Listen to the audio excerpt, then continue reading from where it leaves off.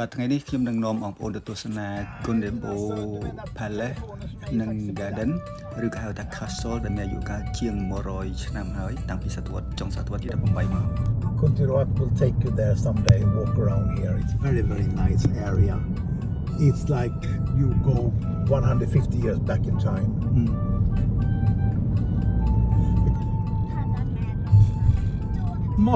På paddan måste du hitta wifi.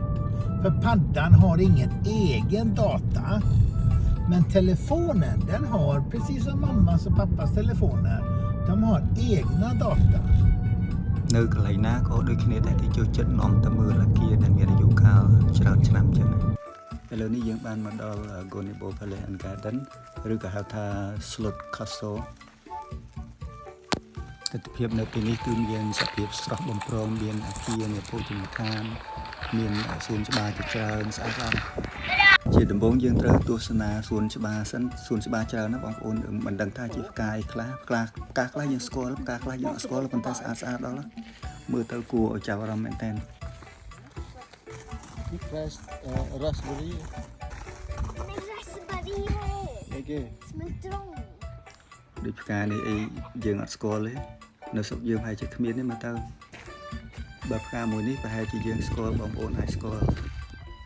ផ្កាច្រើនណាស់បងប្អូនអើយរាប់រយចំពោះអត់ស្គាល់ទេផ្កានេះមិនជាផ្កាស្អីទេនេះអ្នកណាស្គាល់អាចជួយប្រាប់មកនេះប្រហែលជាគេចិញ្ចឹមទុកយកសិតធ្វើជាម្ហូបឲ្យភ្ញៀវទេសចរ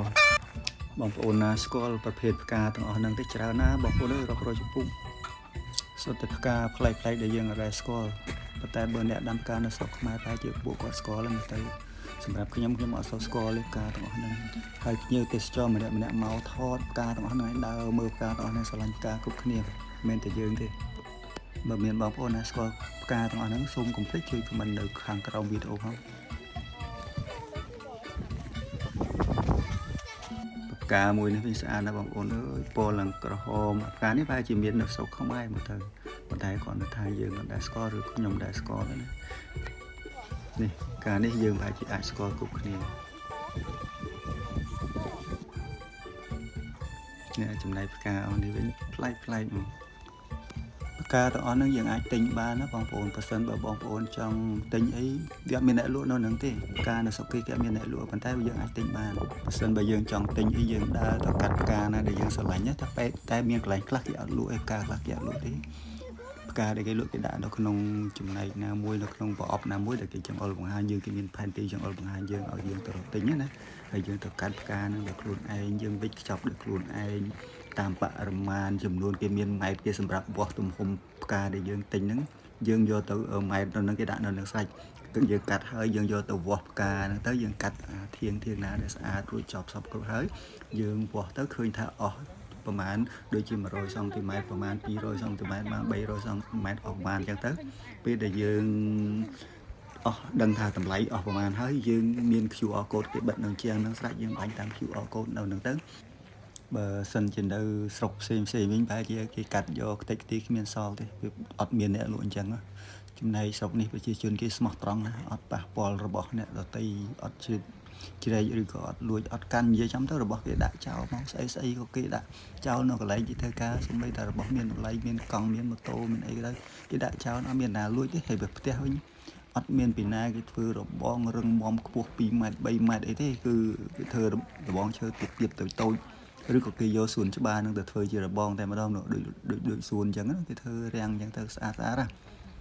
យាយចំទៅប្រជាជនគេមានភាពស្មោះត្រង់ច្រើនណាបើសិនជាមានការបាត់បង់ច្រើនតែជនជាតិផ្សេងដែលមករស់នៅជាពិសេសពួក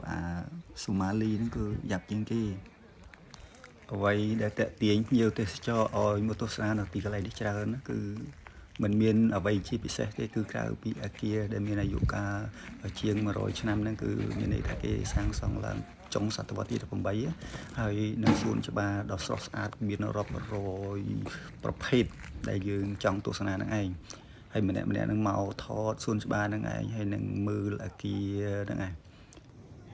សួនច្បារចម្រុះពណ៌ហ្នឹងមានគេដាំបន្លែនៅក្នុងនឹងដែរណាបងប្អូនបន្លែផ្លែឈើនៅក្នុងនឹងដែរគេដាំលាយគ្នាសម្រាប់អីសម្រាប់ផ្គត់ផ្គង់ភោជនីយដ្ឋាននៅក្នុងនឹងនៅពេលដែលភ្ញៀវណាគេចូលមកគេកំងម្ហូបអាហារអីចឹងទៅគេអាចបេះបន្លែផ្លែឈើទាំងអស់ហ្នឹងឯងយកទៅផ្គត់ផ្គង់ឲ្យភ្ញៀវឬក៏ធ្វើម្ហូបឲ្យភ្ញៀវកំងហ្នឹងឯងភ្ញៀវភាគច្រើនមកលេងនៅ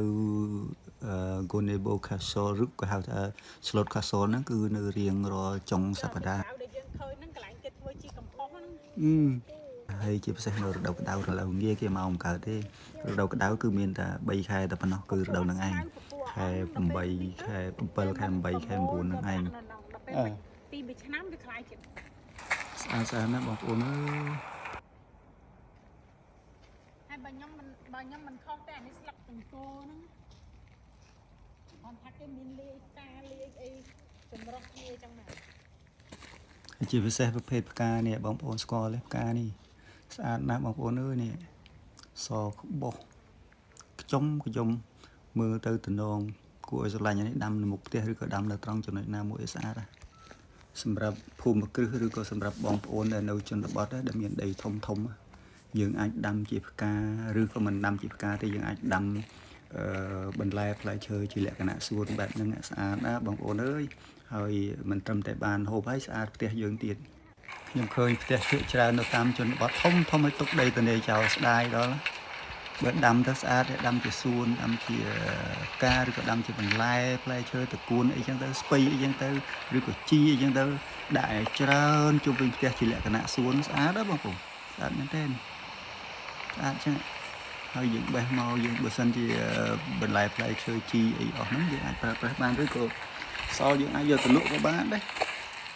បានជាប្រយោជន៍ទៅទុកដីចោលទៅទេធ្វើអី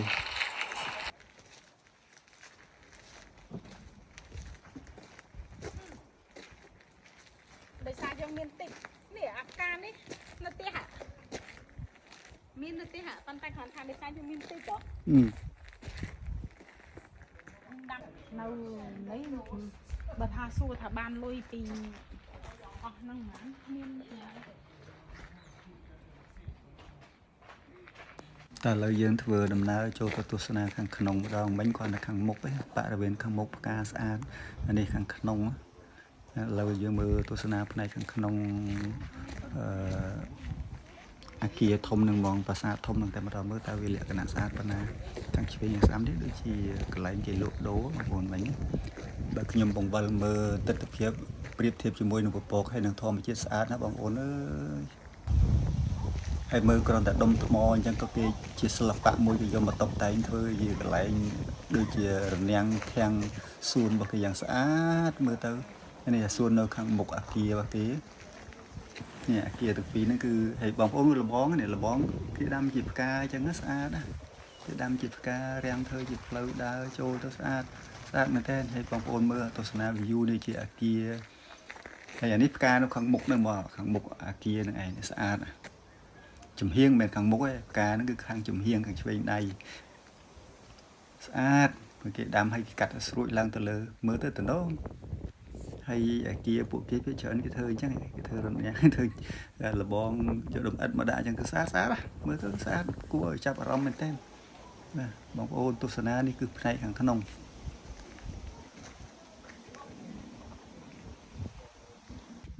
អានេះខ្ញុំដើរចូល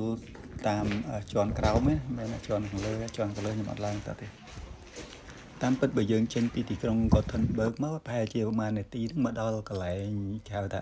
Gonebo Palace ហើយនឹង Garden ឬក៏គេហៅមួយយ៉ាងទៀតថា Slot Castle ហ្នឹង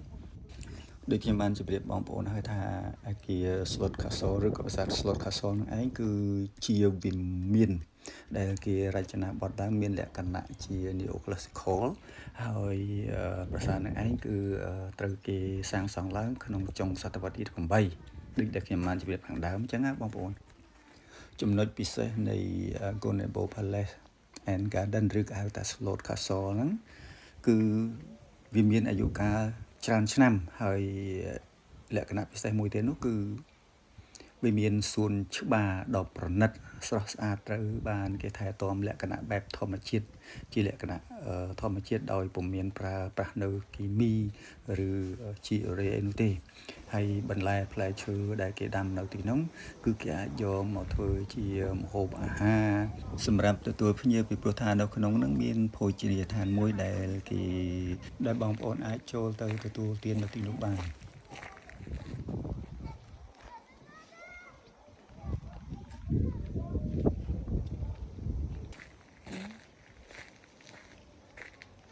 ដើមមន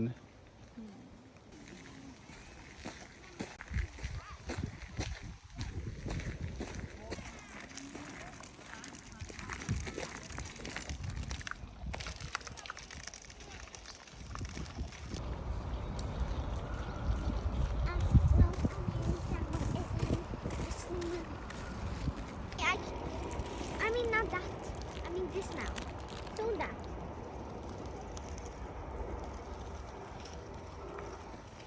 Daddy said I can put here. Yeah.